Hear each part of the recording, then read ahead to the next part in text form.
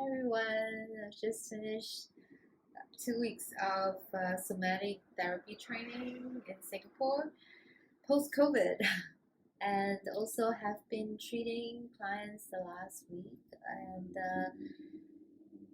just finished a swim this evening. So I had a thought that has been kind of on my mind the last few days and maybe thought I'd share it with you through this video. So many people come to me to fix their pain. And the thing about pain is that it's very much a neurological thing that's going on, a neurological phenomenon that's going on. I'm not saying that is just in your head. I'm not saying that. But it is really how our brain perceives sensation, how our brain perceives how safe our body is, whether our body is able to be present or in a fight, flight, free state. The pain is often the messenger of something that is much more ingrained, that's much deeper. So in order to kind of move pain, we actually have to perceive change.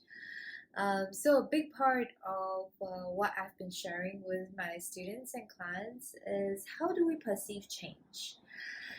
Um, when we are suffering, when we are in pain, it's hard to perceive change because we feel that we're kind of stuck in that state of suffering, in that state of pain, and pain is persistent, and pain defines us, and pain is just what makes us.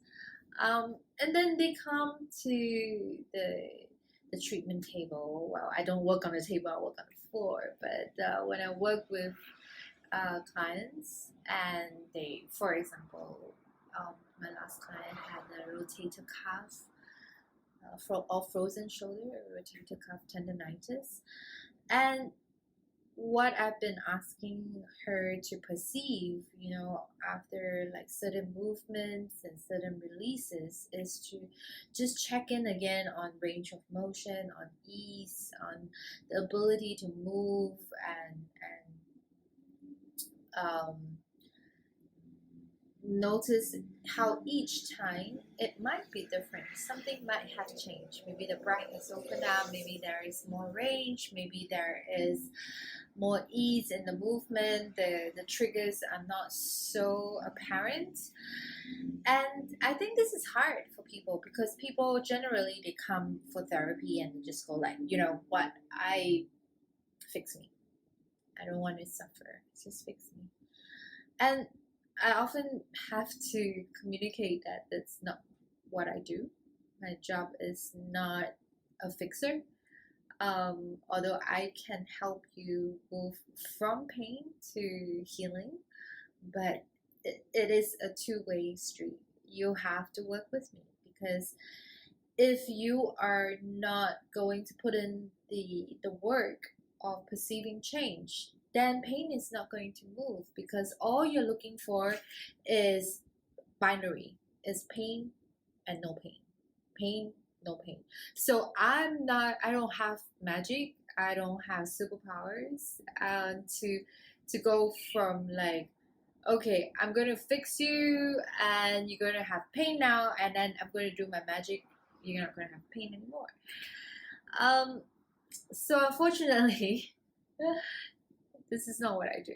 And this is not what somatics is about. Somatics is really working with the nervous system, working with our neurological processes that's going on, our sensory motor cortex, in how we organize movement, what are the choices we have.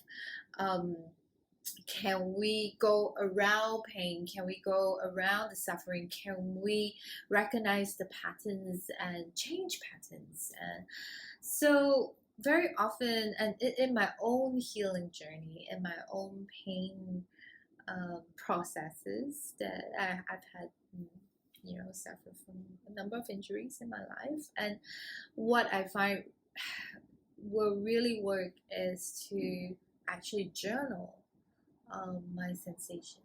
And it can be just a mental journal, just so, for example, today when I wake up, on a scale of 1 to 5, how do I feel in the pain area?